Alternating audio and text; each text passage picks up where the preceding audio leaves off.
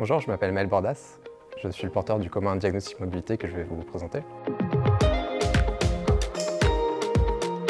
Je porte ce projet avec Jean-Col Défi, qui est directeur du programme Mobilité et Transition au sein de l'association Attaque ITS France. La mobilité est un sujet complexe, c'est le résultat d'une interaction entre des localisations, en premier lieu le domicile et le travail, les activités et l'offre de transport. De plus, elle s'articule entre plusieurs acteurs, les personnes, les opérateurs et les services de mobilité, et les acteurs du territoire, qui ont tous des enjeux et des objectifs différents. Enfin, la mobilité est un sujet en évolution.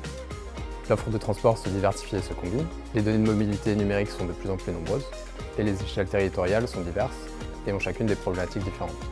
Pour rendre les territoires plus résilients et pour décarboner la mobilité, nous développons un outil numérique pour que les acteurs puissent mieux comprendre les pratiques de déplacement et agir pour une mobilité plus durable. Ce sont souvent les autorités organisatrices de la mobilité qui sont à la tête de ces réflexions. Également, de plus en plus, les entreprises réfléchissent à la mobilité de leurs salariés. Ce sont donc à ces acteurs que l'outil Diagnostic Mobilité s'adresse. Le commun Diagnostic Mobilité se concrétise sous la forme d'une application web et d'un guide méthodologique. L'application proposera deux étapes. Une première étape pour sélectionner le périmètre d'étude et une deuxième étape qui fournira le diagnostic avec des éléments sur le profil de la population, l'organisation du territoire, l'offre de transport et les pratiques de mobilité. Le tout à partir de données publiques, nationales et locales. Le guide méthodologique indiquera des éléments de contexte et proposera une démarche d'analyse qui accompagnera l'usage de l'outil. Afin que ce commun soit réutilisable par le plus grand nombre, l'application sera proposée sous licence libre copyleft et le guide méthodologique sous licence Creative Commons. La communauté autour du projet est principalement constituée des bénéficiaires de l'outil. Concrètement, ça va être des chargés de mission mobilité de collectivités. Les échanges avec eux permettent de bien identifier leur cas d'usage et de co-construire avec eux un outil qui réponde pleinement à leurs besoins. Plusieurs niveaux de contribution sont proposés. Le premier niveau, c'est simplement l'inscription à la newsletter, qui permet de formaliser l'appartenance à la communauté et de se tenir informé de l'évolution du projet. Pour le deuxième niveau, on a mis en place un Trello qui permet de recueillir les suggestions d'amélioration et les retours d'expérience.